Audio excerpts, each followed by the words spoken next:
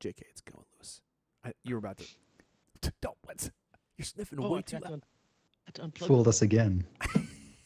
Where you going, Lewis? We're live. There he is. What happened? Where'd you go? Oh, man, we're live. And here, of course, always when we go live, Lewis. Always when we go live. Some people have catchphrases. You have catch phlegm. Catch phlegm. Phlegm is. All right, let's see. Oh, man, look at this. They're all pouring in. Look at this. They're fleeing threads. Well, let's wait for a few more people to get here. Actually, let me pop out this chat real fast. And I know what you're about to say, Lewis. Don't even say it. Don't even say it. I can read your smirk, and I know exactly what you want. I don't want to refresh because I right now on Twitter I see what appears to be like a ferret or something sitting on the back of a slow-moving tortoise, looking all around. I could stare at that all day. That's going to be more interesting than the tweet I have coming in. We got Dave Lynch here. Boom! That's it. That's all we need. We got Dave here and hundreds, now thousands of others. They're all leaving the talk show live. They're all fleeing from Twit. They're coming here for the real thing, Lewis, so we got to put on a show. You guys just want to dive right into it? Yeah, this chat is... I might need to refresh this chat. Sorry if you guys are... keep refreshing. We got Vince Diaz here. He's saying he wants to know about threads. Oh, we're going to tell you about threads. Don't you worry. I'm telling you, people want to know. We got to talk about it quick, though, because by the time the show's over, it might be gone. It might be out of business. Sorry, is that Threads or Twitter? Yeah, how's Twitter going these days? All right, let's get into it. I'm surprised anybody's watching our live stream because it's like in the mid-afternoon, and so a lot of people probably been over their tweet limit for the day. Did they quietly walk that back? Didn't they? They bumped it from like 600 to 1,000, but I think come it's on, still you're there. being too harsh. You're now allowed to read 15 tweets a day. How would you possibly need more than that? You're following too many people. If you need to read more than 15 tweets, you're following too many people. All right. I haven't seen it, man. What? I haven't seen your tweet. Did it come out? Dude, the tweet has been tweeted, Lewis. What can I say? It's out. I see it. Twitter. Can you go to Twitter seems to have some problems these days. twitter.com/airfon? It's ERFON. Oh, maybe Cult of Mac quit following you. Maybe you're on your Threads account and not Twitter. There we go. Cult of Mac quit following me. Where are they going to get their A+ content from? What are you guys going to tweet? A+. I only put out the best tweets, Lewis. A something. All right, look, let's stop just giggling here and let's get into some Apple news. I know the actual fans of the show like the giggling, but no one else who's new does. They come here, and there's just a bunch of guys giggling about stuff, and we're not talking about any Apple stuff. Hey, why are all these hearts appearing in my in the chat? I don't know where those are coming from. That's cool. I appreciate the hearts, whoever's sending those. Helps with my self-esteem. All right. Let's go ahead and queue up Mrs. You-Know-Who. And don't worry, Lewis. I got you on Lou Cam Live on Mrs. D screen. Oh, Mrs. D. Oh, Mrs. D, how are you? Oh, my dear, I'm very good. Oh, really? See those hearts, Mrs. D? Oh, yes. I made some hearts last night with El Caney. Oh, really? Oh, yes. We were nude. Ah! See, I wish people could see your face as you were doing the Mrs. D voice. That's really something that Lewis and I get to enjoy every week. Yeah. Well, people might be put off by the wig. I do dress in the full regalia. Quick change artist here. Well, that's what you have to be to do Mrs. Doubtfire, right? As was That's she. correct. As was correct. she. All right, everyone. We actually have a lot of Apple news to talk about. So, Mrs. D, if you don't mind, it grosses me out when you talk about your love escapades with El Caney. So, if you don't mind, let's just do some Apple stuff. I got the music queued up here. I think I got everything rolling in 3, 2, 1. Hello, and welcome to the CultCast, the best 30-plus minute Apple conversation you're going to hear all week long. I'm your host, AirPods A LOT. Join me today. One day when Leander Caney kicks the bucket, which will likely be soon, he'll be the new king of Cult of Mac, which means he'll have access to the exclusive company car, the purple Lamborghini Murcielago.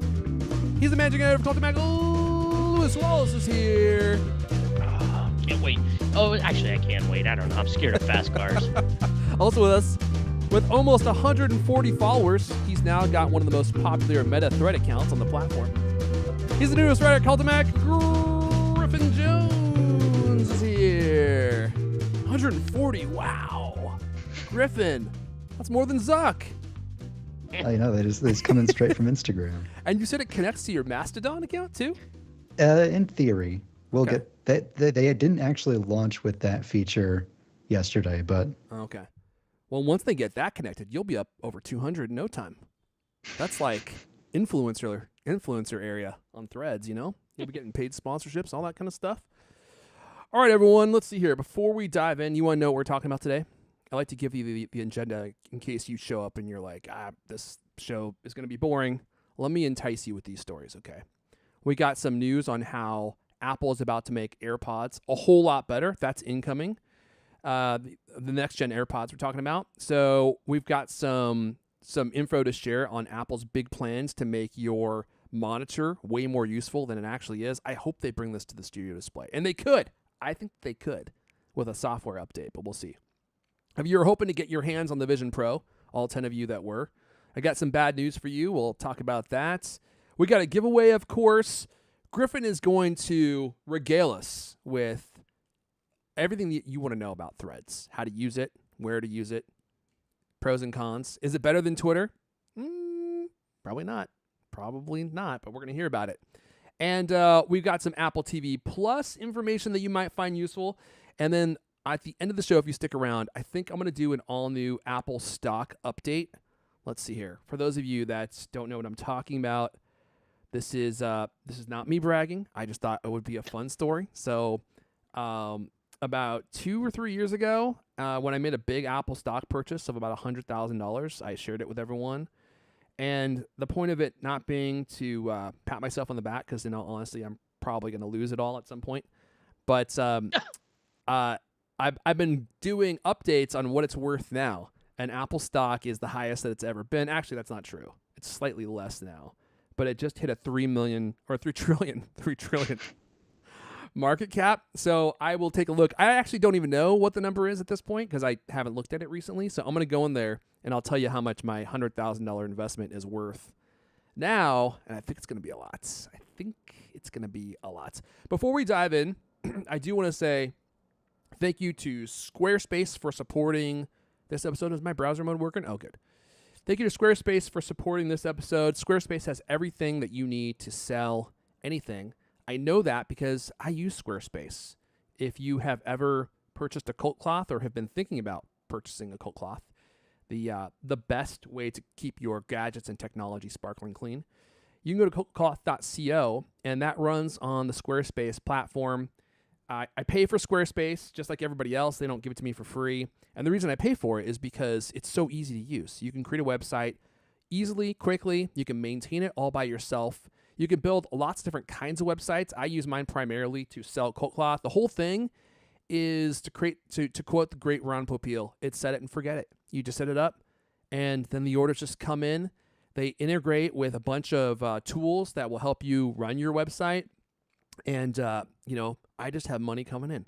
It's the closest that I think that you can get to having your own U.S. mint and just printing off those dollars for you. Every week, Lewis, every week, the orders just keep coming in. And the reason that I don't have to spend very much time maintaining this whole thing is because it runs on Squarespace. The thing just runs itself. Once you get it set up, that's it. It's always up. It looks great on any device that visits. And if you have been a slacker, you've been listening to me talk about Squarespace for years, but you've never done anything, you want to get your life in order, you want checks just to be rolling in. I get it. That's my life. You want to live my life? You like the way that sounds? Well, let me tell you, it's a good way to live your life. You can go to squarespace.com/cultcast, build a website, see how you like it. At the end of the trial, if you want to continue those checks just coming in, or you have a website that you want to remain online, you use code CultCast at checkout. You'll save 10% off your first purchase. And if you do a year of purchase like I do, you get an additional discount, squarespace.com/cultcast, and use the offer code CultCast at checkout for that discount. And I think if you do a year of service at a time, I think you also get a free domain name. So you get some extra perks. All right, let's dive right in. Who am I going to first? Is it me? Oh no, it's Lewis. Big I change up. love it when I can send it to Lewis first. Take it away, Lewis.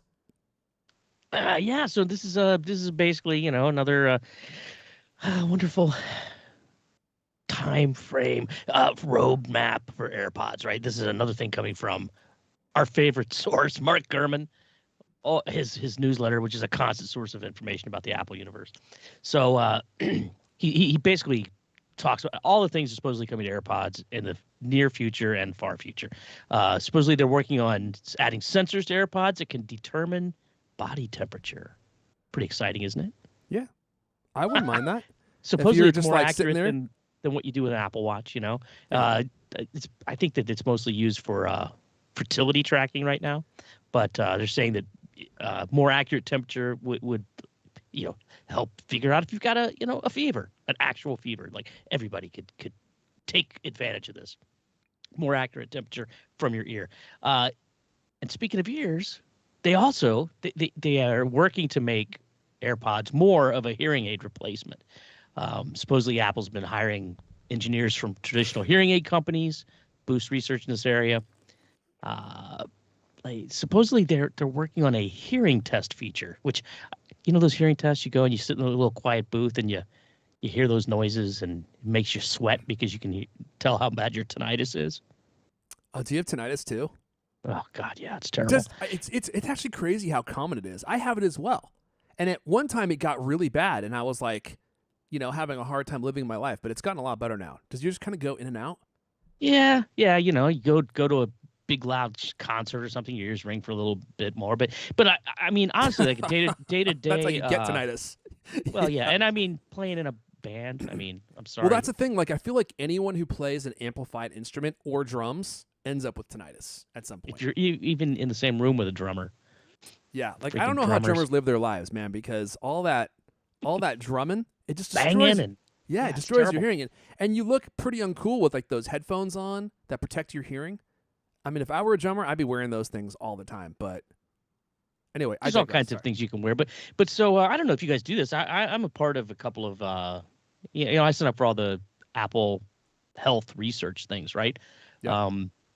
And I get things from, I didn't remember the name of the studies or whatever, but it's all in the I think it's called the research app that you can download, and you can sign up for these things like heart health things, hearing things, and so I get a little thing like once every month or so. It says, "Hey, time to check up on your hearing." So I mean, this already kind of exists. I don't know why Gurman's talking about this. Like, I mean, I guess maybe they're going to roll it out to like the public, right?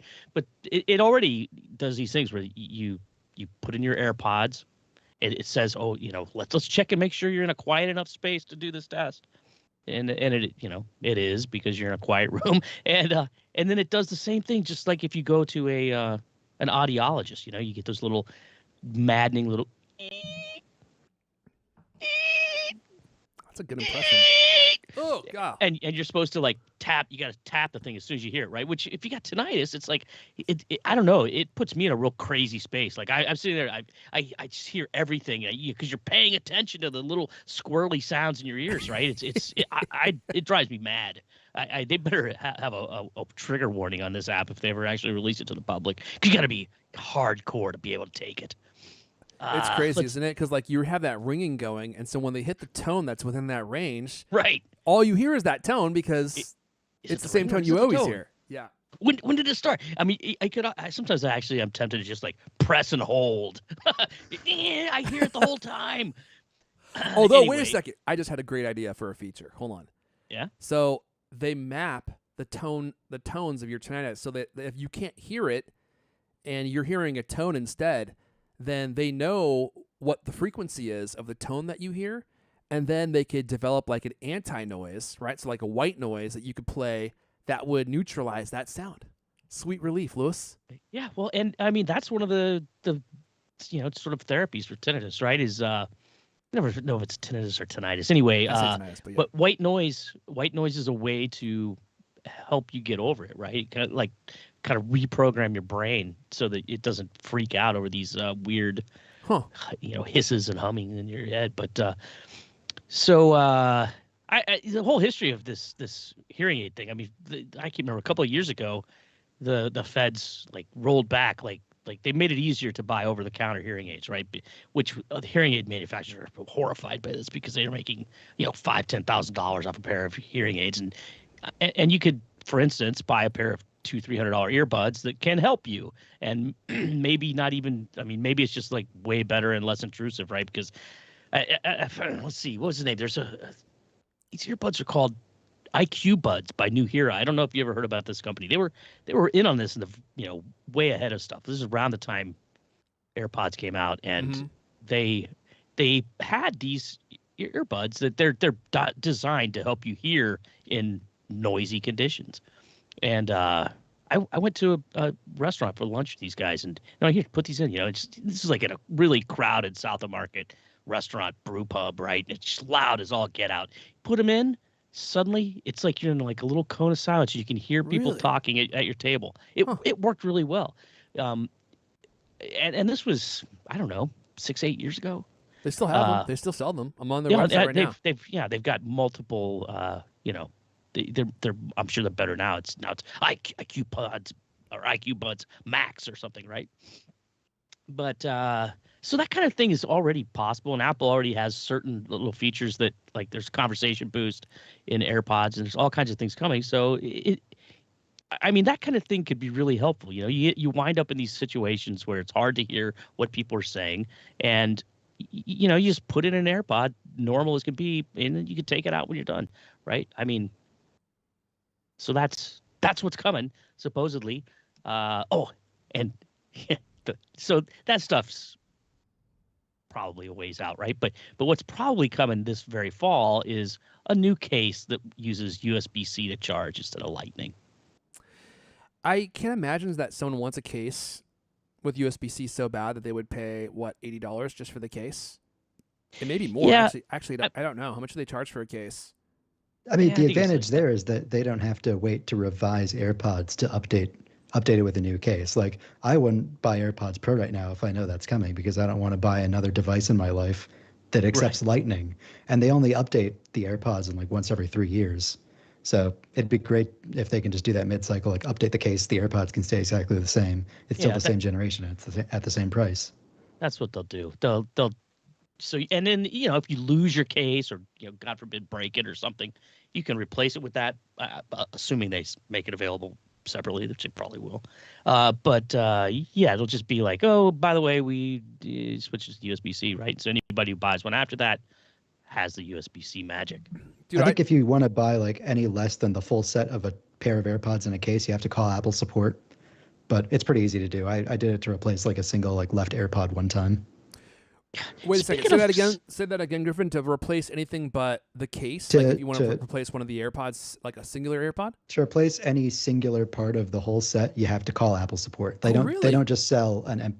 I think they probably sell like the cases so they could get people to upgrade. You can get it at the store, right? I mean, I went in and had an AirPod replaced one time. Speaking of, you went in, I had an AirPod replaced one time. Well, I mean, sounds like a one medical just stopped procedure. working. They just hand you a new one.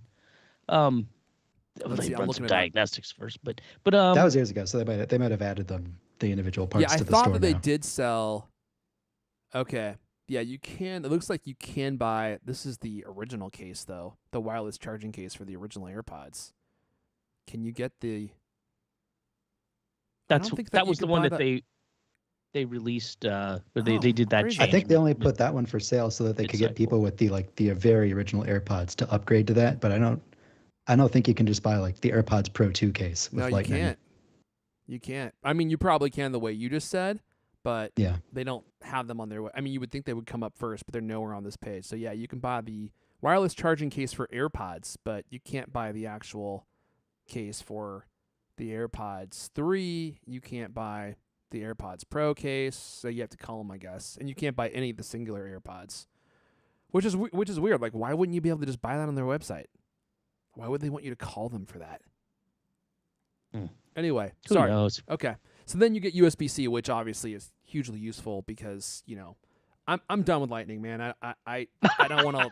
I don't want to live in that world anymore. I just having that separate wire just for your iPhone and just for your AirPods Sadly, the MagSafe Duo, which I still use and works great with the Apple Watch Ultra, although it doesn't charge it as fast as like the actual USB-C charging puck that they give you for the Apple Watch Ultra. I still have works. the original Magic Trackpad that takes AA batteries with my Mac because I don't want to buy the one that takes Lightning. You know, I'm going to wait for them to revise that. You're going to skip that generation? So that thing only works with AA batteries? Yeah, it takes AA batteries, and it's so old it has like a crack across the top of it. Wow. Man, you've got like the gear that you have is borderline antiques at this point. Like it's actually going to start going up in value soon, Griffin. You got to just hang Especially with that nice crack. I don't have it plugged into my Mac, but I have a studio display in here, the original one with the acrylic case, and like the gigantic ADC to DVI connector. All you need now is like one of those flower iMacs with like the movable neck, right? That you can move all around. I have one of those too. I was going to say, I bet he has one. Do you have a? I bought it at a thrift store for $75. $75. Wow. I do use it actually if I ever need to rip a CD. That's actually handy. I have no way to do that right now. And there's been several instances where my wife has asked me to like burn a DVD or something. I'm like, I can't. I don't even have a reader. I have nothing anymore. There's no way to do it. And there's like this niche market of like DVD and like Blu-ray burners on eBay, and they're all super expensive. They want you to spend like $100 on a Blu-ray or a DVD burner because no one uses them anymore. So now they're like kind of like this unique thing. You know, gone in the days of $15. What's that? I got one for $15. They're not hard to find. In what year? A couple years ago. Really? Yeah. Oh. I need to search Craigslist. It just occurred to me that maybe there's someone hawking one of them on there. But Craigslist. Did I use Craigslist? Don't give me that tone with Craigslist. What's better than Craigslist? Facebook Marketplace? Bunch of yuppies wasting your time. Everyone contacting you and saying, "Hey, is this item still available?" And you're like, "Yeah," and then you never hear from them again. That's all Facebook Marketplace is. I have never sold anything on Facebook Marketplace. With Craigslist? Yeah, man, I sell stuff on Craigslist all the time. Now, like, there's a bunch of time wasters. There's a bunch of time wasters on Craigslist, but Craigslist takes more effort. So, like, though the effort is minimal, to compose an email is something that you'll only take the time to do if you're actually interested.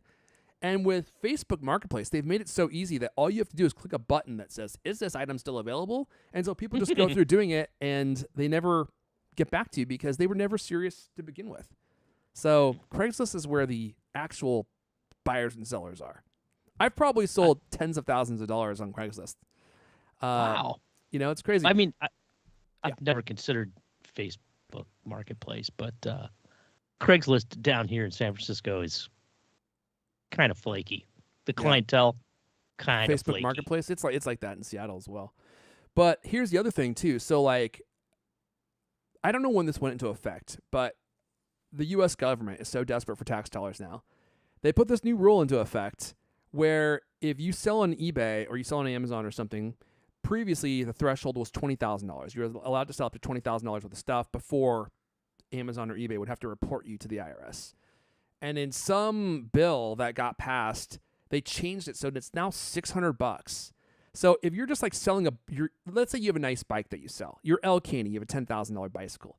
You sell that on eBay, the IRS is going to come knocking on your door and they're going to say, "Hey, where is the tax revenue that we are rightly deserved from that?" Got it when I bought the bike. No, that's not the way it works, Louis. That's the you already know that's not the way it works.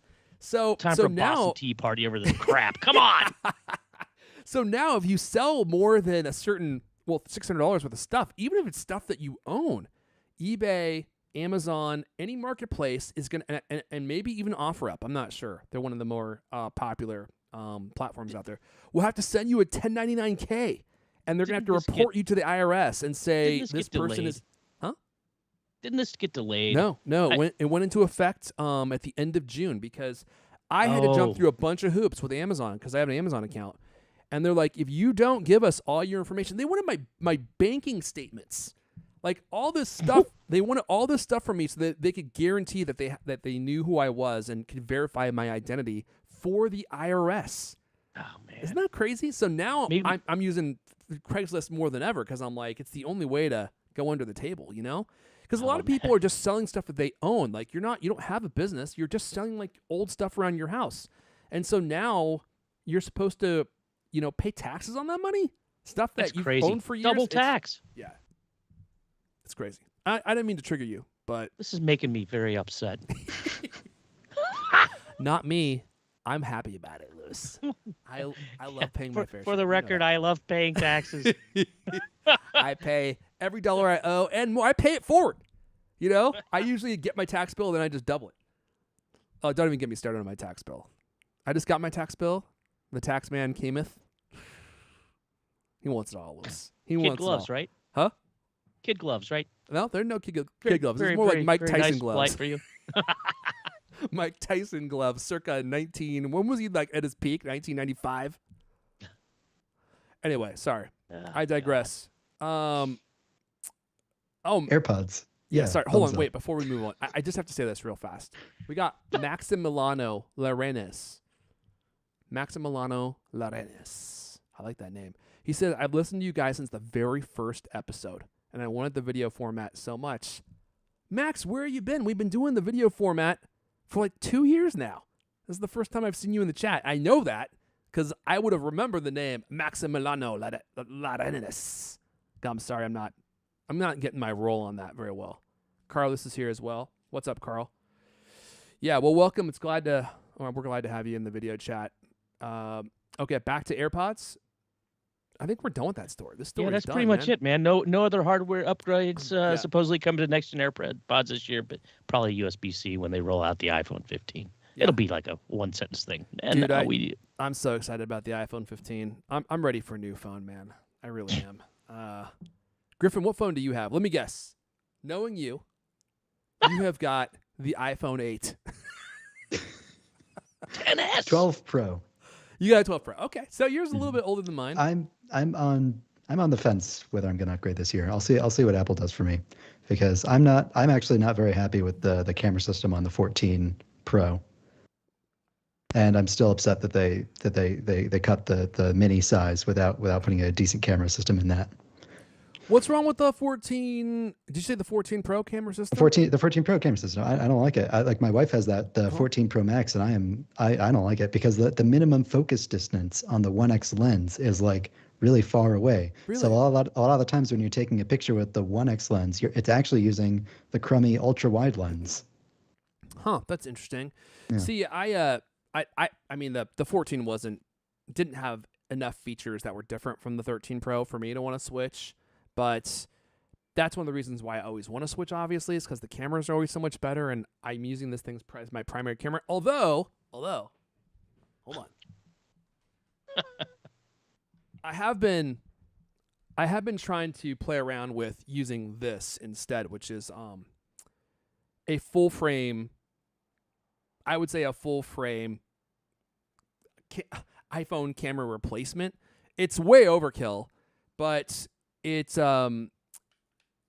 has better image quality, obviously. It's full frame, and so it's much better in low light. Did I press the wrong button? Yeah, I did. Here we go. And it's the Sony ZV-E1. They call this a blogging camera, or a vlogging camera, I should say. I don't really know if it's that. Why do they call it that? Well, because it has all these features that... It's a fancy camera that's easy to use. Yeah, essentially. Yeah. And there are some like vlogging-specific features in here, like a product highlight mode, which essentially allows you to very easily switch focus. So like I'm using my Canon camera here, and obviously it's not working. But if you hold an item close to the lens, it won't focus with my current Canon camera because it only wants to focus on a face. I could change that in the settings, but then it makes it harder to use. And so with the Sony camera, it has a mode where if you hold something close, oh, look at that. My Canon just lost focus. If you hold something close, it will immediately focus on whatever is in the foreground, and then when you pull it away, it immediately focuses back on your face. So there's little features like that. But the thing about this camera specifically is it's supposed to have a really outstanding stability, and I've been testing that out. And then the low light performance on this camera and the A7S III and the Sony FX3, these things are they're practically like Navy SEAL night vision.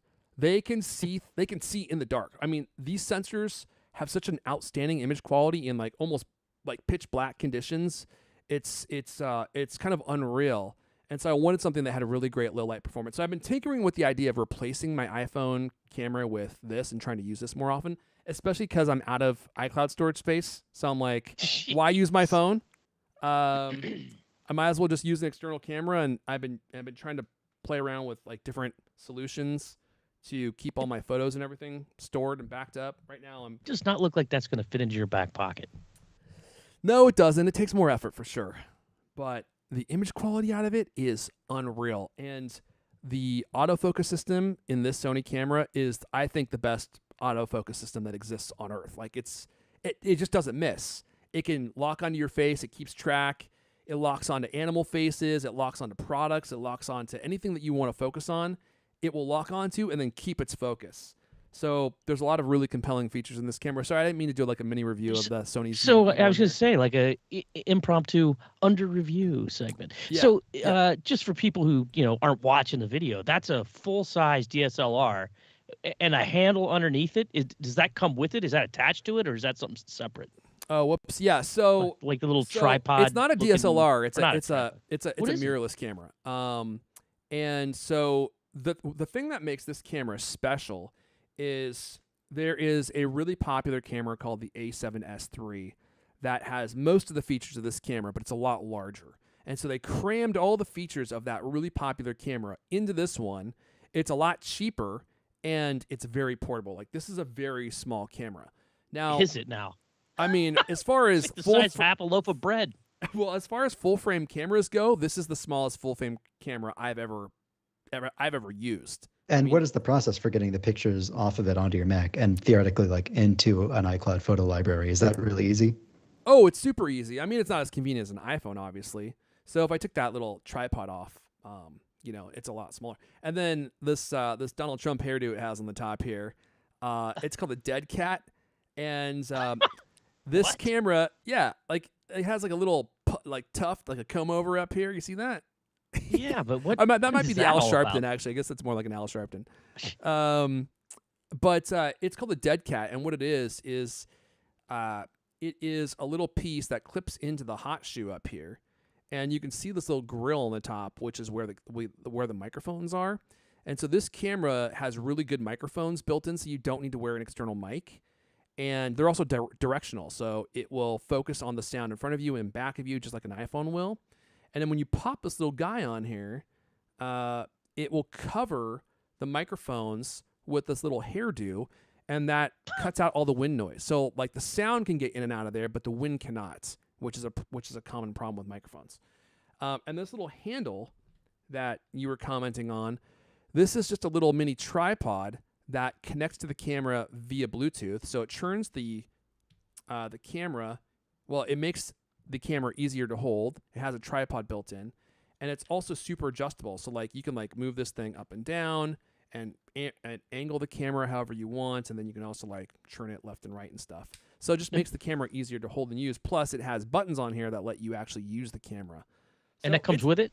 No, this is an extra $120 or something. So it doesn't come with it. But it's totally worth it, because like a camera like this, it's so small and it's kind of tricky to hold. And plus, if you want to film yourself, you need a way to you need a way to do that. So now you have a handle to hold on to, and it makes it a lot easier to film yourself. I was not planning on talking this much about this camera, but so How far, much does it cost? So this camera is $2,200, but yeah, it's a lot. But for a full frame camera, it's actually not that much. Like full frame cameras are very expensive. And the Sony A7S III, which this camera basically takes all the best features from, is $3,500. And then there's another Sony camera, the A7R5. This camera has that camera's autofocus system, and that camera is $3,800.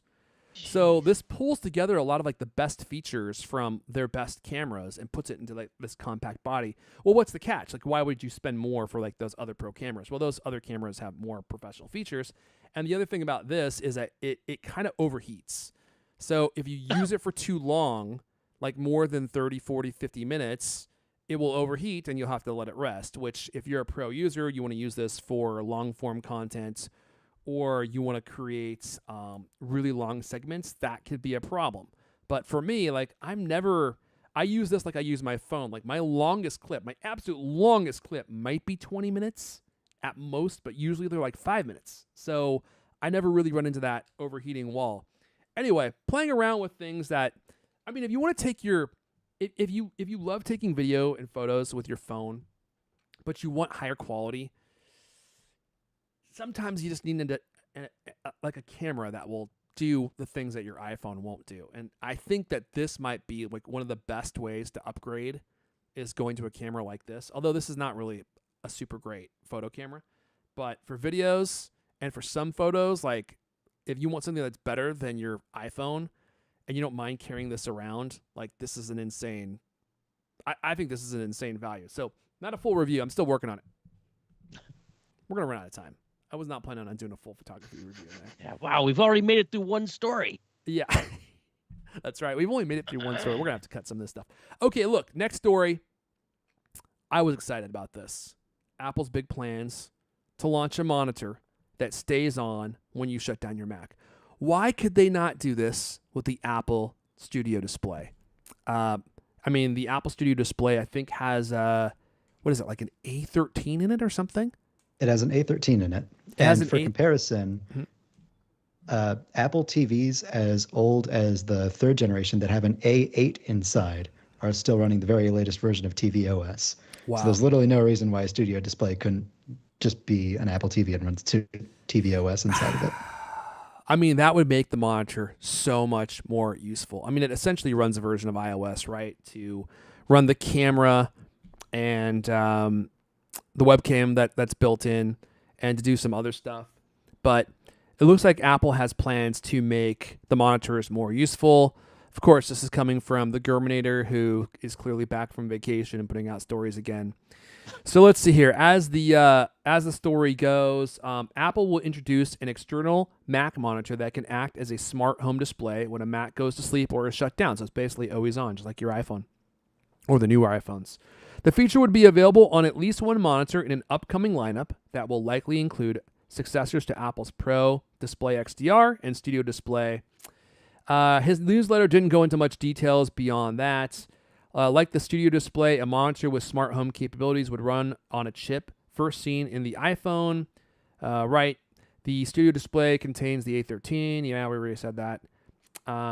The upcoming smart display could potentially run on the A16 seen in the iPhone 14 Pro, since that device introduced a similar always-on display feature to Apple's smartphone lineup.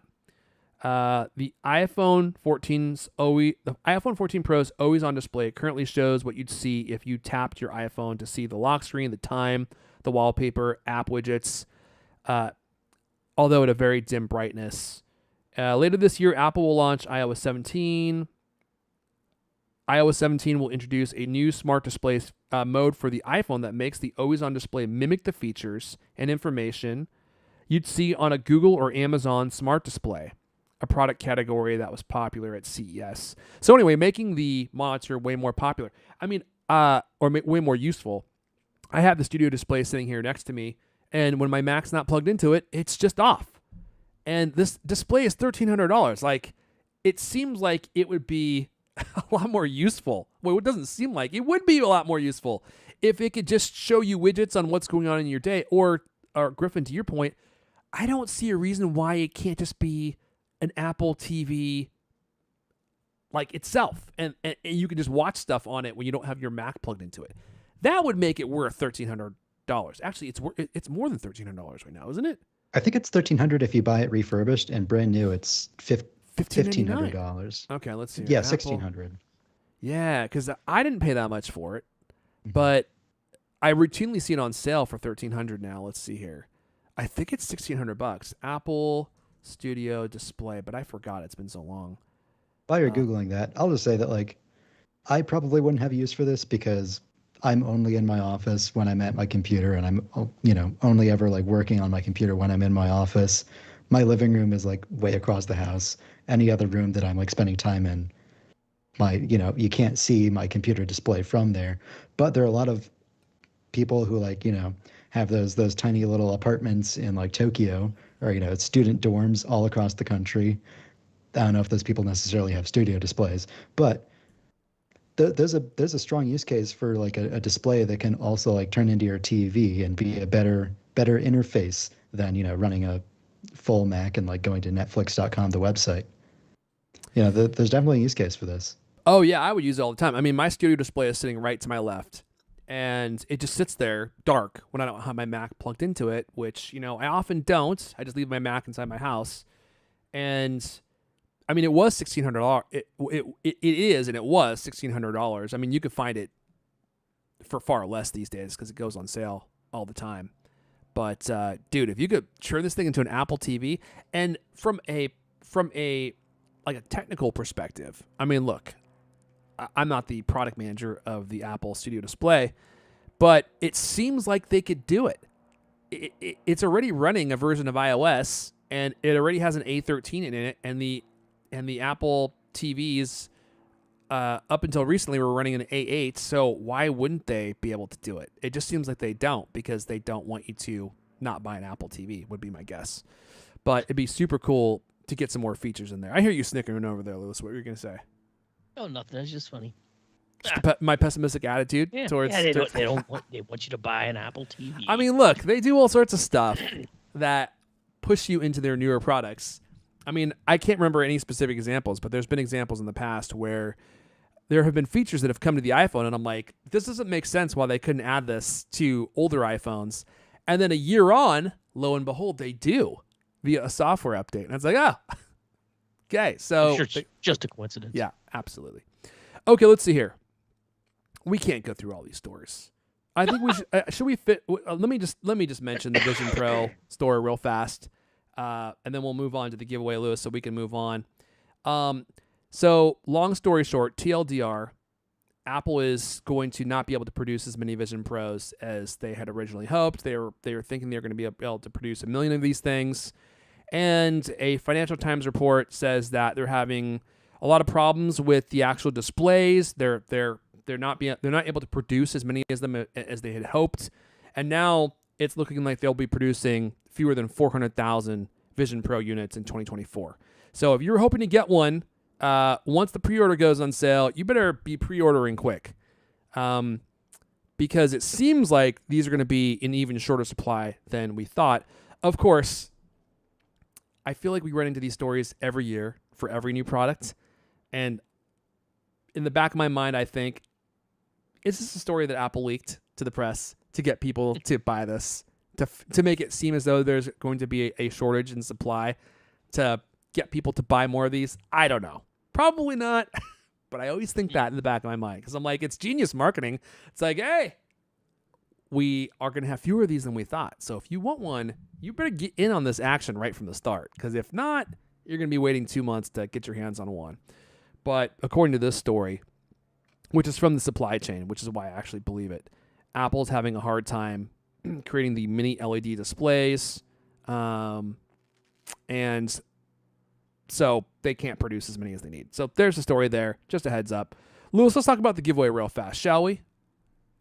Yeah, real fast. So anybody who listened to us a few weeks ago will notice we were giving the same product away. It's the Cookshue Bless you. X40. Yeah. X40 3-in-1 foldable magnetic wireless charger. This thing looks like, I think it looks awesome. It's a little folding thing. It can charge iPhone, AirPods, and Apple Watch all at once. Folds up into like a little hamburger. Opens up so that you can have a vertical kind of a charger while you're in your luxurious hotel suite, wherever that would be.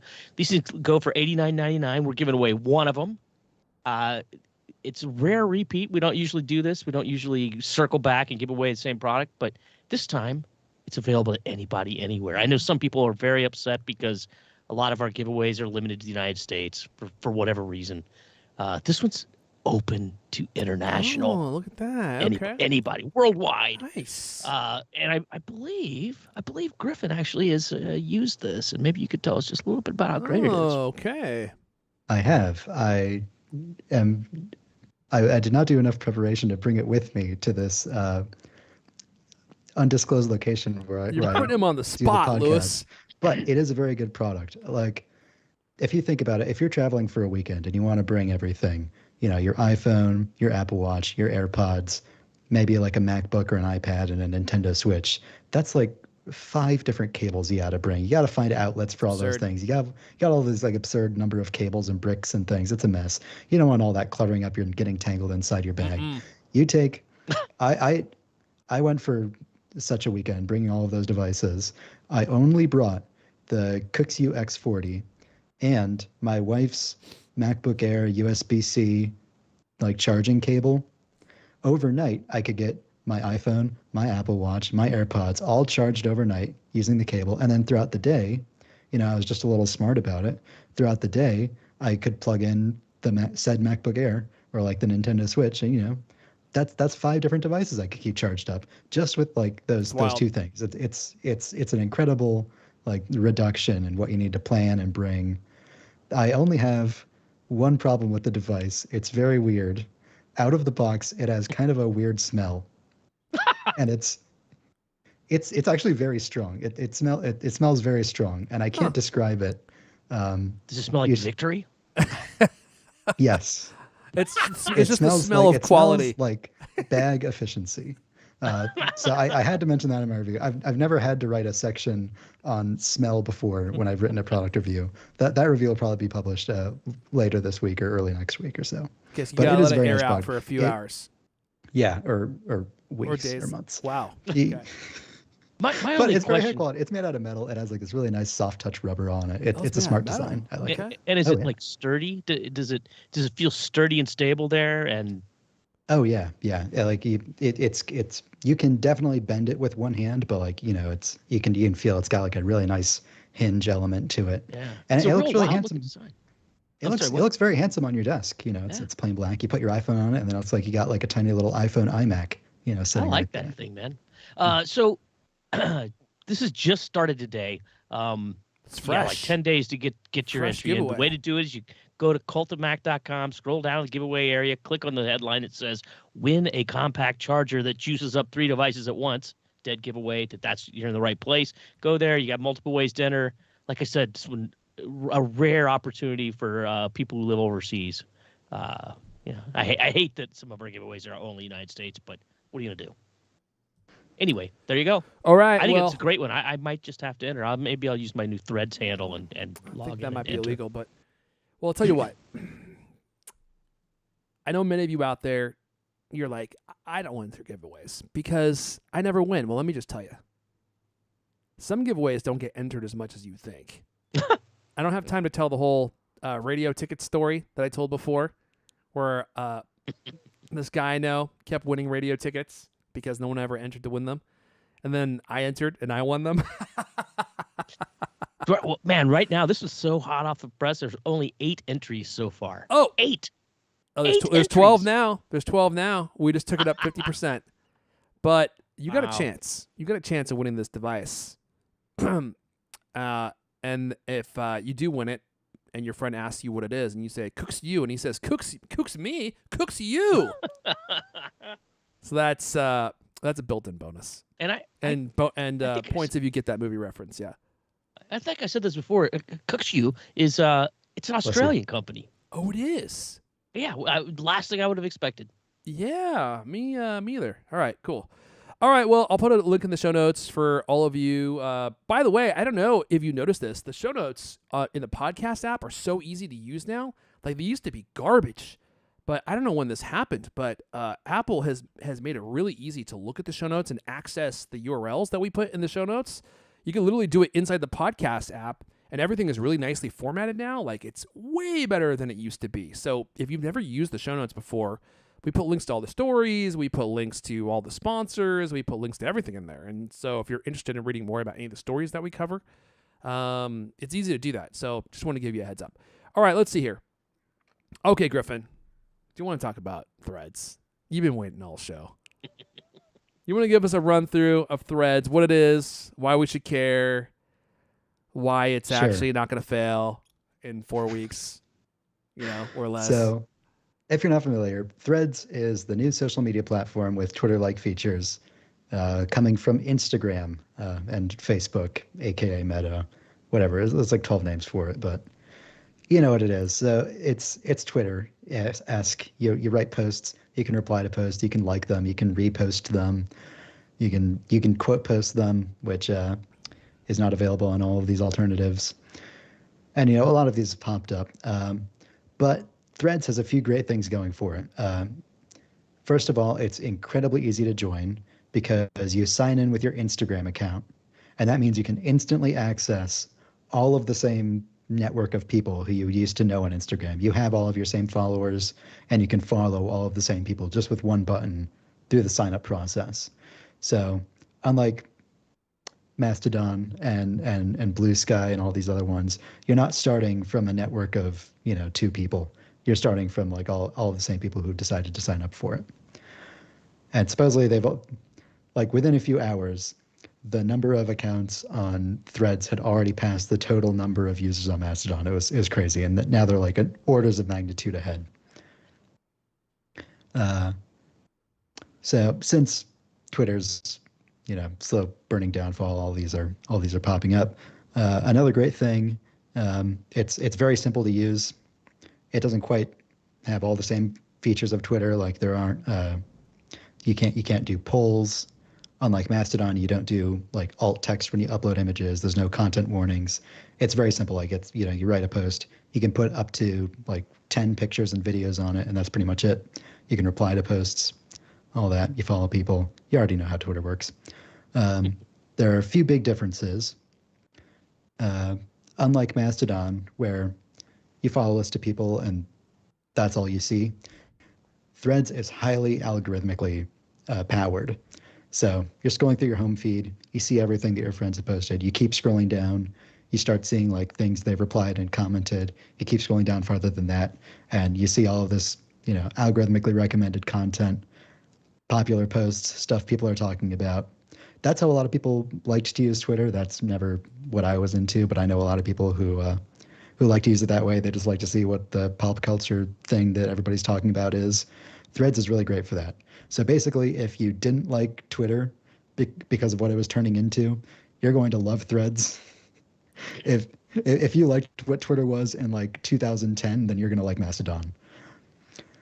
But this is the best feature of Threads, because for everybody to win and live in this social media utopia where we can all talk to each other, we can all use the service we want, we can all get the best of every world, Threads does not have to take over the entire planet. Because personally, I've been on Threads since it launched at like 7 o'clock yesterday. I don't like it very much. I've seen some of the popular posts on it, like, God, this is just such lowest common denominator, attention-seeking bull crap that I hate. Like, what I like about Mastodon is that like it rewards like thoughtful discussions, and you're talking to people with the people you respect and like the people you don't quite know except over the internet. Like Threads, it rewards like fast, engaging content, the kind of stuff that would go viral on Twitter that I would like roll my eyes at. I don't really like it. But the great thing is Threads is built on top of the same protocol that Mastodon is built on top of. They both use this open source platform called ActivityPub. And I think Threads is like straight up just implemented as an ActivityPub instance. Like every username on Threads is like, I'm D. Griffin Jones at threads.net. Just like when I'm on Mastodon, I'm D. Griffin Jones at tech.lgbt, or Cult of Mac is Cult of Mac at mastodon.social. Like it's exactly the same like that. And they have explicitly promised that in the future, you will be able to completely interoperate between Threads and Mastodon and the other way around. So I'll have, all of my hundreds of Mastodon followers on like available to me on my Threads account, or more likely all of the followers that I gather exclusively on Threads. When they turn this switch on, I'll be able to migrate them all back over to Mastodon, and I'll still be able to, from my Mastodon account, follow all of my friends who are ordinary people who aren't on Mastodon. If you were to join Threads, I'd be able to follow you from my Mastodon account, which is it would be a fool's errand trying to convince everybody to come to Mastodon, but I don't have to because everybody's going to be on Threads, and I will, in theory, be able to interoperate between those. And they've like even gone so far as to say that like complete account portability will be available between all of these different services. So in the future, like maybe they haven't put out a timeline of when this is going to happen, but it's best of both worlds. And as far as Twitter goes, I mean, I feel like I don't need to make y'all already know what I'm going to say. Yeah. I feel like I wouldn't be surprised. I genuinely wouldn't be surprised if Twitter goes bankrupt within the next 12 months from now. I don't know, man. Who knows? I mean, I it's probably not as profitable as it once was, but I personally like You Twitter don't still. say. Yeah, and Elon Musk had to have known that could have been a possibility, and the guy is a magician when it comes to rescuing companies that are in dire straits. I mean, just look at SpaceX if you need an example of that, and Tesla as well. So I don't think Twitter's going anywhere. I personally like Twitter the way it is now. But I don't have to tell you all. I'm much more of a free speech enthusiast. Like I want to see what everyone thinks about everything, and I don't like censorship. And so, like to me, Threads is. I mean, I think it's a good idea for those people that don't want to use Twitter and want something where there's going to be a lot of people. Let me put this to you. Yeah. Because you mentioned free speech. A lot of people have made this argument. Mastodon is way more of a free speech platform than Twitter ever was or ever will be because it's decentralized. Literally nobody owns Mastodon. You could sign up for a Mastodon account and you can post whatever garbage you want, or you can even like run your own server and literally nobody can shut you down, and you can interoperate with anybody else so long as like they don't like explicitly like blacklist you or anything. Twitter has actually increased the amount of they've increased the amount of like tweets that they've been shutting down since Elon Musk bought it. Yeah, I mean, look, it's a delicate thing. There has to be some level of moderation, right? Like I don't think that you can exist if there's zero levels of moderation. Otherwise, you become 4chan, and like then there's kid porn and stuff on Twitter. So there has to be some level. But I think for me, that level is low, right? So like the porn, the kid porn, all that stuff. Things like violent speech, threatening speech, using the platform to organize real life violence. Like I think that stuff has to be dialed out. Sorry, I'm just laughing because Isaac from the chat has a quote from Griffin. There's dozens of us there, dozens. Sorry, but for Threads, for me, I'm like, well, it seems like all the worst parts of Facebook in Twitter format, right? So you got first of all, it's owned by Meta, and there's tons of censorship in there. So everything's finally curated. I hate that you can't just look at the feed, right? Like this is the thing I don't like about Facebook is everything's run by algorithms. They only show you what they think that they want to show you. And I don't really like that. I would like to have the ability to go and just look at everything in a timeline format. And maybe they'll add that in the future. And you know what? I'm right with you. Yeah. I freaking hate Facebook. I don't like their algorithmic stuff. I don't like how much pointless crap I don't care about that they shove in their apps. I don't like how much like corporate attention seeking there is on Threads. But I don't have to use it to use it. I like once they're completely interoperable with ActivityPub, I'll be able to from my Mastodon account still talk to everybody on Threads. Well, let me go back to something that you said earlier. You're like Mastodon is more of a free speech platform than Twitter, and that may well be true. But I think the difference is when you speak on Mastodon, there's nobody there. It's like being on a desert island. Like you're completely free. You can say whatever you want, but only the monkeys and the coconuts that are there to hear you. And like on Twitter, not if Mastodon is interlinked with Threads. All the people on Threads will be able to see what I post on Mastodon. Yeah, if that comes to fruition and they make it easily accessible by regular people, then that might become more true. But right now, Peter Thiel said this forever ago, and it's something that I always think of because it's so true. Like when you're the first person to create a certain type of technology or platform, it effectively becomes a monopoly. Like, yes, there are other competitors out there, but you have all the momentum, and it's very hard to get people to change their behavior, which is why everyone uses Google, and even to this day, Bing is a joke. Like, no one uses Bing. They purchased ChatGPT. I don't think that's going to help them. It's very hard to unseat the first mover. And for that reason, even though the moderation philosophy on Twitter is very different now than it used to be, it's still going to be hard to unseat them because they're just the brand name for this type of messaging service, right? It's the same reason Google is hard to unseat. It's the same reason Facebook is hard to unseat. If anyone could do it, I think Zuck could. He's got endless cash and resources. But to your point, I think what he's going to do is he's going to carve off, and this is why it's such a smart move. He's going to carve off the group of people who don't really want to be on Twitter anymore, but they may not be technical enough to want to use Mastodon. And so, well, shoot, I'll just use Threads. It's easy to use. It's a much friendlier place, in my opinion. Like, I'm speaking for them. And it works with Instagram, so I get to keep my same handle. I get to interact with all the same people. The Rock is there. That's cool. So he's probably going to carve off, a big chunk of people. And what's funny is, the irony is I kind of feel like Threads is going to end up being more popular than their actual Meta platform, which seems like it's going nowhere. He rethemed the whole company around Meta stuff, and I could see how that would look good on paper, and you're like, this is the future, and maybe it is the future. I mean, he's a billionaire, and I'm clearly not, although I am in the high millions. I think that the whole Meta thing, the metaverse, is just not going to catch on.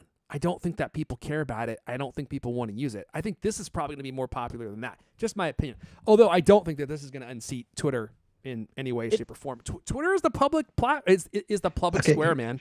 Here's the thing. Yeah.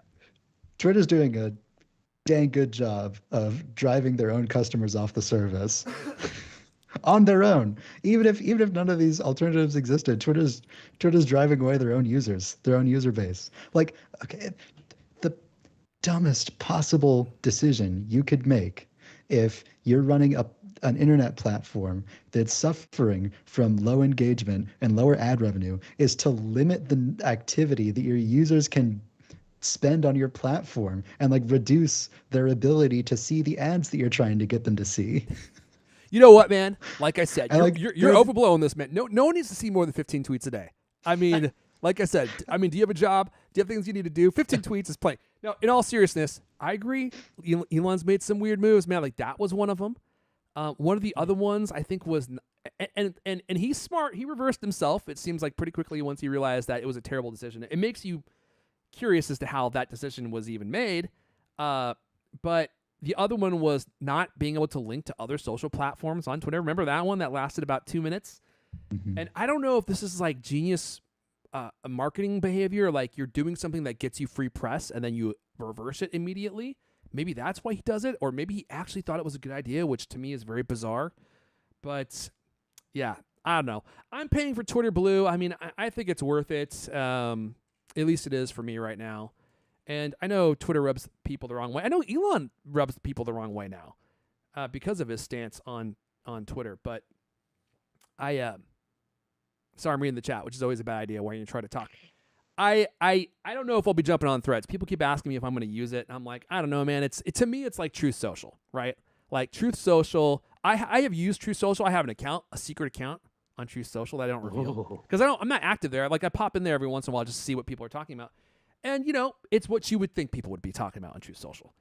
So there's all these different social networks that are carving off specific categories of people, and that's great. Like you can use multiple platforms. I mean, people use Rumble a lot now for free speech video, which is great. Like, but Rumble, is it going to supplant YouTube? I doubt it, man. YouTube is the second biggest search engine in the world. YouTube has this huge profitability engine built in. They got tons of sponsors. I would love to see YouTube Rumble. Is basically an entire internet unto itself in a single website.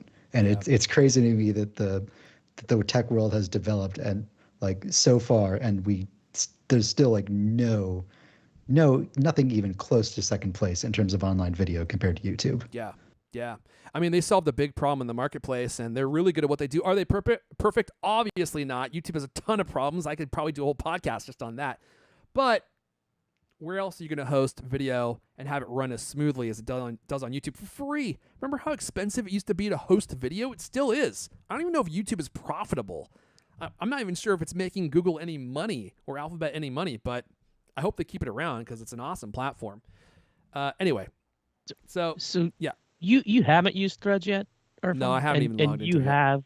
So does this seem like it's missing the one thing that is actually important, like with hashtags and the ability to search for a topic? I mean, you're going to get literally nothing except stuff that people that you actually follow or that Zuckerberg wants you to see. I mean, I looked at it and it was like, how is it possible that I can't even search for a topic? I think there's they no rush to get hashtags it out. No, there aren't hashtags. I think they rush to get it out of the door. Yeah, you're probably You think right. they'll add because that? Twitter They add had the like a capability bad to actually weekend. find information you want? Yeah, I think they're going to add that stuff. I'm extremely confident they're going to add all of that stuff. But for the time being, it's a little bare bones. I was astonished. Like, what use is this? And I mean, I've already got Instagram, which I never look at because it's just crap I don't care about. I mean, the one thing about Twitter that's actually useful is like, oh, something happened somewhere in the world, and you can go get the latest information about it. I mean, that's what Twitter is. It's really not a social network as much as it's a 24/7 news source with, news of varying quality and reliability. But still, I mean, if there's an earthquake in San Francisco, and you go and search on Twitter, you see it instantly, right? Like, Yeah. oh, I felt that in Santa Rosa. What good is Threads? Threads to me, it seems like a cotton candy stand. I don't understand why it even exists. I think they're in it for the long game, and that they sort of rushed it out the door. I have to imagine they're planning on adding all of that stuff. I actually think it would be better without hashtags. I think hashtags are kind of annoying and not a very good way to find stuff. They should just build a smarter search function. But I have to imagine that they're going to be doing like a full index of all of the content and doing full content search, because that's another thing that Mastodon itself isn't very good at, because it's so decentralized. Unless every server has a full index of all of the content on every other server, like that's the only way you can really have a full content search, and that's just not something that's possible with their current, it's just not possible with the whole architecture of the system. But so what you're saying is nothing can touch Twitter for usefulness. No, I'm just saying that the threads will get there. We'll see. Because Threads is like a big thing, and like they're going to be, I think in a few years, if you look at like all of the ActivityPub activity, like 99% of it is going to be on Threads.net, and like 1% will be on Mastodon. It'll be weirdos like me. You'll be the last man standing. You were the first and only Griffin. You'll be the last and only Griffin. So help me God. All right, look, we got to move on. I could talk about this more, but we got to keep going because we have a few more stories here before we do move on. Check this out. I get to talk about Leo Laporte and Twit. We're doing a podcast exchange with them. I'm going to try not to read off the teleprompter here like I did that one time. Podcast exchange. Yeah, so we're promoting their podcast. They have this tiny little podcast that you may have heard about called Mac Break Weekly, and they're promoting ours. So let me just go into the story here. We got a great recommendation for you guys. Now I'm reading the script here. When it comes to Apple, these guys know how to party. No, I added that. What they are talking about. They know what they're talking about. Leo Laporte of the Twit podcast has bought his first Mac over 40 years ago in 1984 and has been an Apple lover ever since. That's probably why they have 3, not 1, not 2, but 3 Apple podcasts on the Twit podcast network. It cracks me up that I'm reading this because I'm like, dude, if you're listening to this podcast, you probably know about Leo Laporte and the podcast over at Twit. It just makes me chuckle a little bit. But if not, the oldest of their podcasts is Mac Break Weekly. Started almost 20 years ago with Alex Lindsay, and I can't even say, I'm trying to mix all their names together. Jason Snell and Leo Laporte, and they talk about the latest Apple news. Did I miss Andy Anatko, aka Wolverine's older uncle? They call it as they see it, and sometimes they're even a little hard on Apple. This describes us. They also do a show called iOS Today with Micah Sargent and Rosemary Orchard. If you're into iPads, iPhones, Apple Watches, or Apple TV, you'll love iOS Today. And then, of course, there's Hands on Mac, inside tips for Micah Sargent on getting the most out of your Macintosh every week, expert analysis, helpful advice, entertaining discussions. Go to twit.tv/Apple to find your next favorite Apple podcast, twitch.tv/ Apple to find your next favorite Apple podcasts. And love the guys over there at Twits. I once danced with Leo Laporte. He's an excellent dancer. We did the cha-cha together. That was a special moment for me. Do you have that on video? Or is it probably gumming up your iPod photos? I might actually. That was a long time ago. That was before the era of everyone taking videos of everything. But it's weird. Do you guys know who Chris Hardwick is? Chris Hardwick? Yeah, so I got to... God, this is a weird story. I probably shouldn't even tell it because it's going to take too long. But I kind of knew Chris Hardwick from my Might Tees store that I ran, and like this thing that we didn't really do together, but we got to know each other through Might Tees. I'll just put it that way. It's a long story. And I show up to South by Southwest, and this is actually like right after I interacted with Leo Laporte. We did our dancing there, and I see Chris Hardwick there, and I was like, "Whoa!" Like, I didn't know you're going to be here. Like, not like we're friends or anything. I'm just like distant acquaintances. And he's like, yeah, I'm here with this guy from the Apple podcast team. And he brings this guy over, and it's a guy that I went to middle school with. So we start talking, and Chris slowly starts to realize, he's like, do you guys know each other? I was like, Chris, I went to middle school with this guy. And he was completely, amazed, as I was. Because there was this guy that I went to middle school with. He's talking with Chris Hardwick, and he now runs like this segment at Apple having to do with podcasts. And I was like, this is just so surreal, man. Like to have like an interaction with somebody that you went to middle school with this other person, and there's no connection whatsoever, and then to randomly meet them at South by Southwest. It reminds me of this time in Germany. I was traveling throughout Europe with my then girlfriend, now wife. And we had this actually precedes that. I was with a friend of mine. This is a long time ago. And we had missed our train. And so we were trying to get rescheduled. And we get rebooked. We get on the train. I sit down. And about 5 minutes later, the door opens. And this guy that I went to high school with comes in and sits down across from me on this train. I was like, dude, what are you doing here? He's like, what are you doing here? We had missed our train, and we got rebooked, and the seat they gave me was across from a guy that I went to high school with. How weird is that? Serendipity? Matrix is running out of characters. Yeah, and then a black cat walked by, and then it walked by again in the same fashion. I was like, what's going on?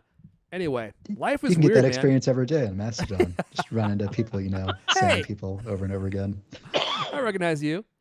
Anyway, it's just so weird when you have like these strange encounters, and you get to meet people that you've known from like past eras of your life in this completely new situation, and it's completely random that you bumped into each other. It's very weird, man. I've had that happen to me a few times in my life, and it's always a little disconcerting. All right, let's see. Before we move on, we actually are moving on. What am I saying? Not before. As we move on. We are literally moving on. What's the next story we have here? God, we're running so low on time. We've been live for like 18 hours now. Okay, I'll do these last two stories just real quick. I want to mention this story about Apple TV because I thought it was fascinating. And I was really surprised that Apple TV Plus is slowly becoming one of the most popular streaming platforms that exists today. Does that surprise you? It surprised me. Apple TV Plus has a lot more subscribers than you might realize. The Apple TV Plus service has more than tripled in the last 2 years, according to data from a market analyst firm. Apple's streaming service now sits in the middle of the pack in the battle against competitors like Netflix, Hulu, and Disney+. I'm going to get to the interesting numbers here in just a sec. Ever since premiering in late 2019, Apple TV Plus has faced tough competition from a growing crowd of streaming services. The streamer strategy has been to stand out and draw customers in with award-winning content. It seems like that would be what everyone's goal is, but apparently it's working. The number of Apple TV Plus subscribers has grown dramatically, according to this report from Antenna. The market analysis company breaks subscribers into two groups: those who pay more to avoid advertising, and those who pay less to stream videos with commercials. Apple TV Plus has captured 11% of the ad-free streaming market in May 2023. That's up 3% in the same month 2 years ago. It remains well behind Netflix, which dominates 32% of the market segment. But 32%, that's high, but that's not that much higher than Apple's percentage of 11%. But get this, in this market segment, Apple TV Plus is closing in on Disney Plus, which has only 13%. So Apple TV Plus now is almost has the same level of popularity as Disney Plus does. That was shocking. And more than that, it's ahead of Paramount Plus and HBO Max, now Max, the worst rebrand in American history. It's like, hey, let's the word Disney's too old. Let's call ourselves Al's Theme Park Supply now. You take a golden brand like HBO and you turn it into Max? Anyway. So Apple TV Plus is now more popular than HBO Max, aka Max, Paramount Plus, and almost more popular than Disney Plus. I found that to be rather surprising. And I knew that Apple TV Plus had hit mainstream success. I was talking to a friend of mine who I wouldn't consider to be someone that tries new technology, new services, although he's really into TV and movies. Like, we always watch stuff together. And he was asking me if I'd seen Silo. And I was like, yeah, man, I love it. I've been watching it. I'm like, have you seen Silo? And he's like, yeah, I subscribed to Apple TV Plus. That was mind-blowing to me. I was like, for this guy who is not into technology in any way, shape, or form, he just got a new MacBook Air. His previous Mac was of the era of D. Griffin Jones, I would say. And so he just got a new one for him, and he doesn't have an Apple TV. So I think he's getting the service on his smart TV, and he's subscribed and he's watching these new shows. I was just very surprised to hear that. So they're making inroads, man. A lot of the shows are ranking high in the I mean, none of these things are actually released by these companies, but the people who watch this stuff and put out charts, I mean, week after week, there's some Apple TV Plus thing that's, at or near the very top of the streaming charts. It's kind of, it's weird. I mean, if you go and look at how much stuff they have on their site now, it's actually an overwhelming amount of content. And it just seemed like, I remember the good old days, it was like 3 shows or something, and it seemed like such an afterthought. And I was very pessimistic about the beginning, but now you look at it, it's like, wow, look at all this stuff. It's crazy.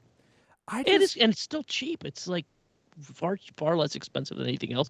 People still get free things when they buy hardware subscriptions, right? Although I guess if you already have a subscription, you probably don't get a free one anymore. But yeah, I wonder how many of their users are actually paid users at this rate. And I think the most surprising, even more surprising than that for me, is that Disney is only at 13%, whereas Netflix is at 32%. Yeah. Like that's a significant gap. And I think you get way more value out of Disney Plus than you get out of Netflix. Me too. Although not as much now as it used to be, since Disney Plus is now pulling content off their platform, which I think is a bad idea. So is Max. All these things are these people are doing weird things. That's one thing that's great about Apple is that they own all this stuff, and I mean, there's no reason for them to memory hole something or whatever.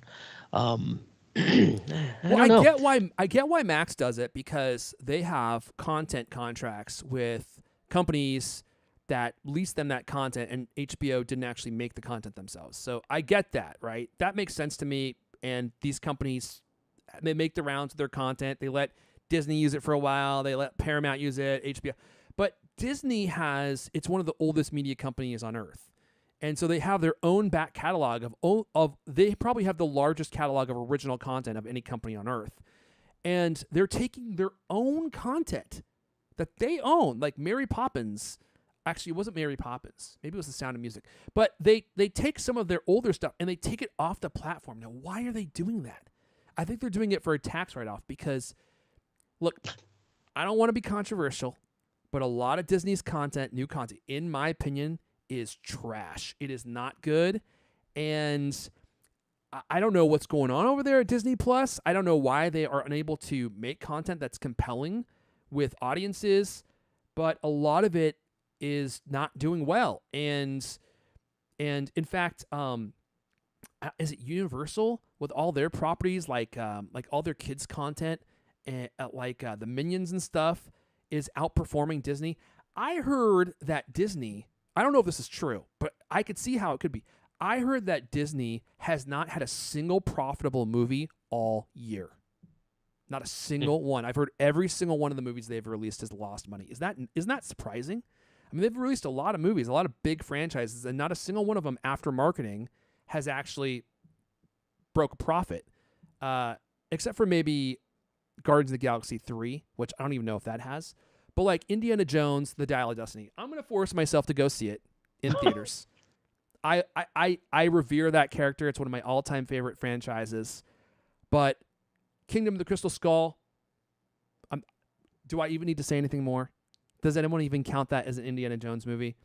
And Dial of Destiny, I'm going to go see it. Like I said, I'm not expecting big things.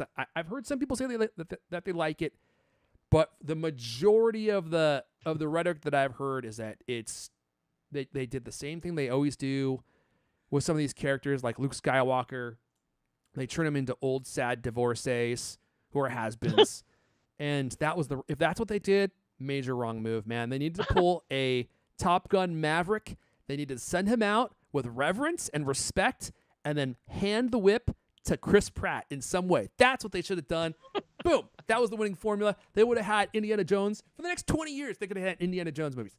I don't think that's what happened. But have either of you guys seen Dial of Destiny? Griffin, have you seen it? Not yet, no. Okay. Are you going to see it? Do you want to see it? Probably, yeah. Okay. I'm actually thinking about getting Movie Pass again because there's a few movies coming out that I actually do want to see. Dial of Destiny. I want to see Oppenheimer. Oh, I want to see that too. And there's a few movies coming out that I'm like, okay, $10 a month. $10 a month, Lewis. Might finally be worth it. It seems like a deal that's too good to pass up. Man.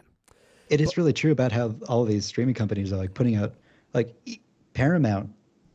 I mean, who pays for Paramount Plus to watch anything other than Star Trek? That's like their one original IP they have. They're doing that thing too, where they made a second season of Star Trek Prodigy, and after season 1 didn't become an immediate success, that's like one of their original IPs, their only original IP that anybody knows, and they're selling it off too. They're selling it off for parts. They're not going to release season 2 of Star Trek Prodigy. They're like branding it as a tax write-off, and I think they're going to sell it to Netflix. Wow. And it's like a full 20 episodes. So even the original IP isn't safe anymore. I mean, that's probably not something that Disney would do because they care about their brand so much. I mean, same thing with Apple too. But not all of these people are safe. Yeah, it just makes me wonder. I'm like, I mean, Apple's plan was we're going to win them in with award-winning content. That's everyone's plan, dude. That's what everyone wants to do. How come Apple seems like they're actually able to do it? What are they doing that is winning people over? Now, I would argue that Apple has a big advantage because they have devices across billions of devices they can promote their own service on and give it to you for free as a trial. Who was it in the chat? Someone was saying, yeah, Dave Lynch, is anyone paying for Apple TV? I've had it for 18 months free via various trials. Me too. So here's the thing. My Best Buy trick, where you could go on their website, they have a Apple TV Plus trial. It's like 3 months long for new or returning subscribers. So I just kept doing that over and over and over again. They finally cut me off. But what I finally realized is if you have anyone in your household, they can connect their Apple TV plans to your Apple TV, and then you can just switch profiles, and then you could do the trial over again with them. So I had my wife do it, and then I turned on my Apple TV and my profile, and it said, one of the people on your Apple TV is now providing you free access to Apple TV Plus. And I was like, oh, perfect. Now we can do it again with her. So yeah, there may not be a lot of people who are paying for it. I have never paid for it. But if I were to pay for it, you get a lot of value there, man. Like it's $7.99 a month for everyone in your household. That's better than Netflix. You get 4K for free. You get the best sound that's available. So they give you everything with that $8 a month. I mean, it's a really great value. $6.99 a month. $6.99. $7 a month. Wow, it's even better than I thought. So that's a great value, man. That's a great value. I mean, and I'll also say, yeah, having a partner and children is expensive, but creating an email address is free. So you can just create a bunch of fake Apple IDs, add them to your iCloud family. You can have up to 4 other people in your iCloud family, and then you can just do that. 3 months becomes, what was that, 15 months. Oh my goodness. Yeah. So there you go. If you want to get crafty about it, there's all sorts of ways that you can. But that Best Buy trick is by far that's the best tip in tech. I mean, that you could get Apple TV Plus for free. Just go to Best Buy's site, bestbuy.com, Search Apple TV Plus, and there is a trial there. It's free. So you add it to your card. It's free, and then you check out, and they send you a code, and you put that code into your Apple TV account or your Apple account, and it will give you Apple TV Plus for free for 3 months. And you can do it, I think, at least 3 times. So if you haven't tried that, Griffin Jones just got banned from all future Apple events. Yeah, I don't know. If you were hoping to have a ticket to an Apple event, you may have just ruined your chances there, Griffin. Okay. Should we do this last story just real fast, Griffin? Crank it out. Go for it. I thought you were going to do it. Oh, was I? I thought so. Oh, okay. I mean, you said you were going to do it because you were going to give your stock update, but I can run through the notes. Yeah, you do the story. I'll do the stock update. While you're doing this, I'll get my stock update story or aspect of it ready. Sure. Apple passes $3 trillion market cap again. So Apple's share has gone up 53% this year. They are once again worth $3 trillion, hitting this market cap. Really reflects like what an incredible like past year or so they've been having, considering that dropped like below $2 trillion at the beginning of the year. But you know, all these investors, they like what Apple's doing. They like how many computers they're selling. They like their vision for the Vision Pro and all that. In January 2022, it became the first publicly traded U.S. company to be valued at $3 trillion. Almost a year later, it slipped below 2. That's like, you know, a third of its value. But now they're back up again. Another way to phrase it is that Apple had kind of a rough 2022.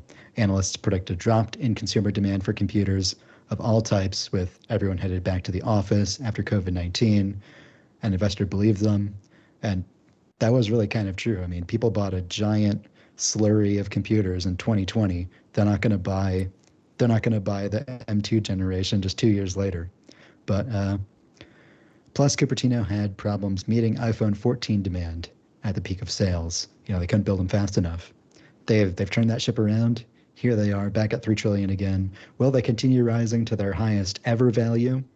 That is yet to be seen. But yeah, man, it's got investors happy. Like our host of this very show. Case in point. Cue up the Kool-Aid guy. Oh yeah, break it through the wall. Yeah, man. So in it's funny. They say when things are bad, it feels like they'll never get better, and when things are good, they feel like they'll never get worse. And that's so true. Like I remember when the stock dropped it was in January, early January, it dropped all the way down to 125.07. And I was like, oh man, this is finally it. It's crashing. And it felt like it was never going to go back up. And I was even thinking about buying more at that time, but I didn't have the emotional energy to invest money and see it drop anymore. Of course, that was the bottom. And ever since then, it's been going up. In fact, in the last 6 months, I will show you a beautiful chart. I don't know if I'll be able to get it to focus because I'm using my Canon camera here, which only wants to focus on my face. Maybe I put it next to my face. Here we go. Look at that. Look at that big, beautiful green line. Look at that. Wow. It's like the it looks like Mount Everest there, Lewis. There's a Mount Everest of money just going straight to the sky. It's going straight up. I wouldn't want to walk up that hill. That's for sure. You'd be tired afterwards. That's for sure. You better bring a couple water bottles. So it's now sitting at 191.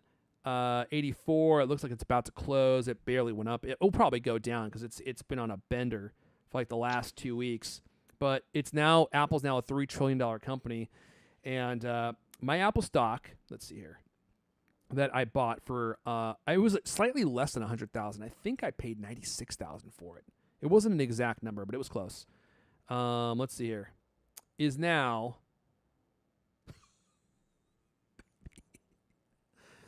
You can't get too excited about stock because it's like, dude, it's worth nothing until you sell it, right? But check out those digits. Oh, you guys can't see it. It's too bright. It's $179,000. So it's almost double. Ooh. But the thing that's crazy is I'm like, you know, I'm probably not going to cash this out for 20 years. 20 years from now. Like, what's it going to be worth in 20 years? I don't know, man.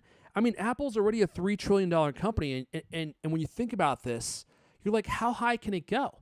But I don't think it matters, because once people get used to the idea of it being worth $3 trillion, and every year inflation devalues our currency, so it's going to just keep going up. And once it gets to like 8 or 9, I think it will hit a wall and people will be like, whoa, 10 trillion. Like that seems like too much. And then 5 years later, it's like, whoa, 40 trillion. That seems like too much. It's like, it always hits that barrier. But once people get used to it, then it just skyrockets past. And I'm like, I wouldn't put myself in the same ballpark as Warren Buffett. Great start. Oh, really? Although we have very similar investment strategies. Well, I don't know what I'm doing. All I know is I look at Apple and I'm like, the iPhone's killing it still. All the services stuff, Apple's just doing great. I mean, all their service stuff, their Apple Pay stuff is going to continue making them a ton of money because now they're turning into a financial platform. Their services are doing great. All their hardware is like the best that you can buy. People love Macs. People love iPhones. I just don't see them not doing well in the next 2 to 3 years. So I'm keeping my money in there for now, but who knows where it will be once TC moves on. TC, obviously, he has had the spirit of Steve Jobs encoded into him in such a way that he's able to carry on in the same light as Steve. And even though he's a much different person than Steve, obviously. But what happens when he leaves? I mean, Johnny Ive's already gone. Who's next? I mean, I guess Air Force could take it. But I don't know, I've been thinking about this. There's a lot of people immediately jump to Jeff Williams because he has the very job that Tim Cook had when he was promoted to CEO. And if something were to like happen to Tim Cook tomorrow, that's probably who would take over. But Jeff Williams is only, I think, like 2 years younger than Tim Cook.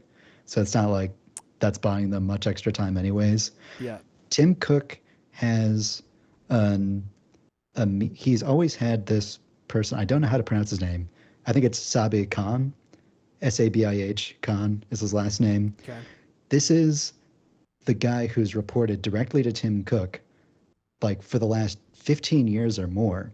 I think he is the long-term successor to Tim Cook.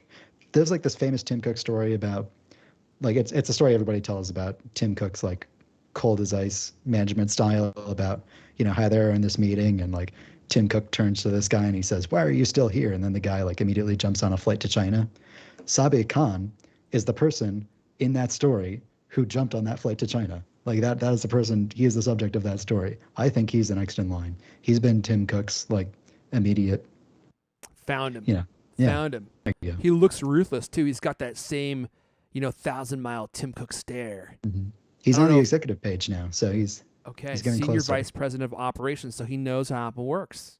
Mm-hmm. Interesting. Is Apple's Senior Vice President of Operations reporting to COO Jeff Williams? Sabih, it's Sabih. Sabih is in charge of Apple's global supply chain, right? That's TC's bread and butter, ensuring product quality and overseeing planning, procurement, and manufacturing, logistics, and product fulfillment functions. I mean, I can see your point because he has that same skill set as TC. And he looks 15 years younger than Tim Cook. Oh, yeah. Well, he's bald, so you can't quite tell. But he looks like he's wearing the exact same glasses as TC, doesn't he? They're like the exact same ones. So that's cool. Interesting, man. I don't know. I would love to see somebody with a little bit more panache take over. I mean, TC is a dry guy. We've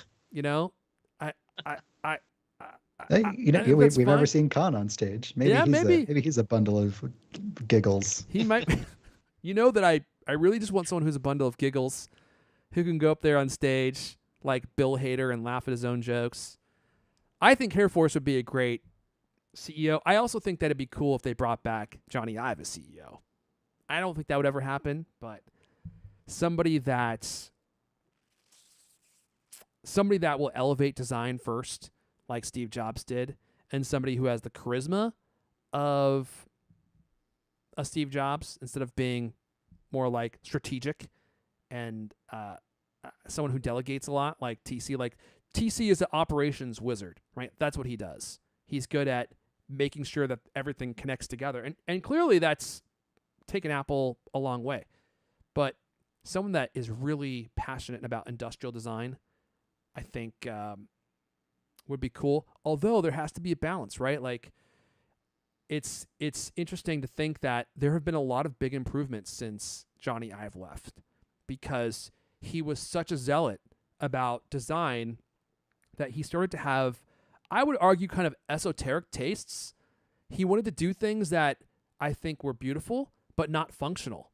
And it made the Macs really suffer a lot. Like for a while, I was actually wondering if I would even buy another Mac because they were so limited in functionality from an I/O perspective that I was like, this doesn't fit my use cases anymore. Like this thing is not usable. It's beautiful, but it doesn't actually work the way I need it to.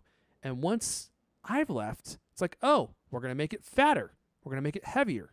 We're going to put a bigger battery in here. Hey, let's put that SD card port back in here. Hey, let's put in some other ports that people might want, like HDMI. It's like, oh, okay.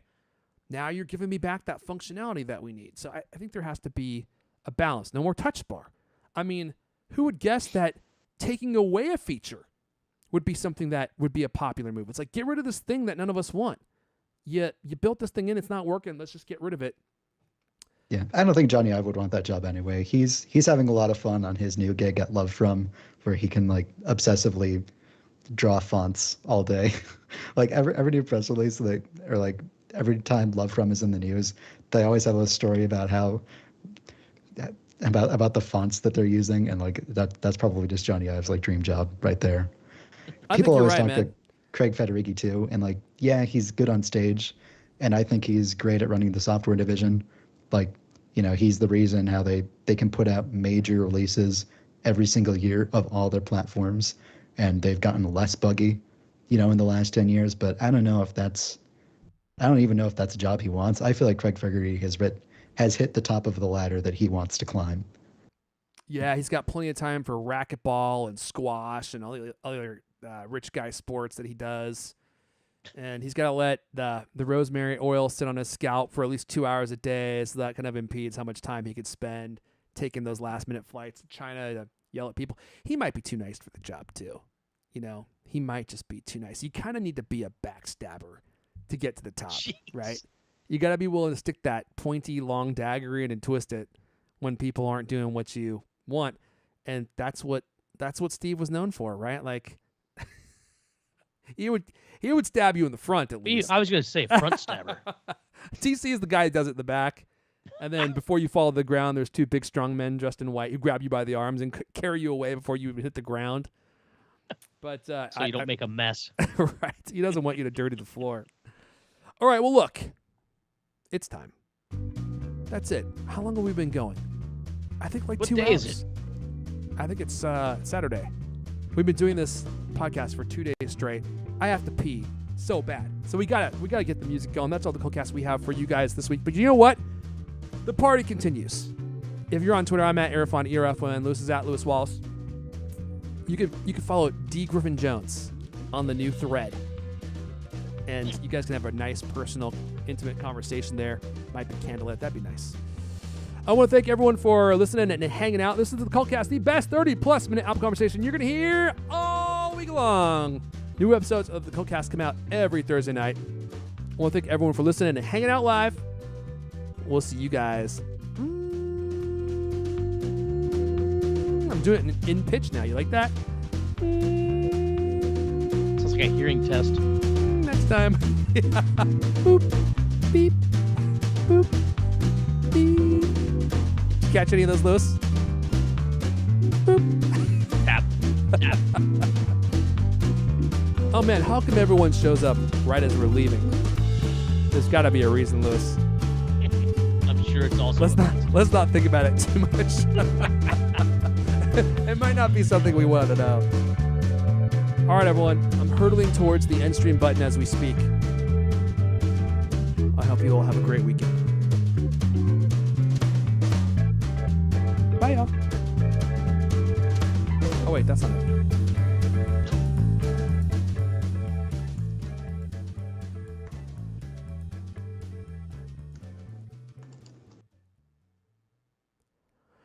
All right.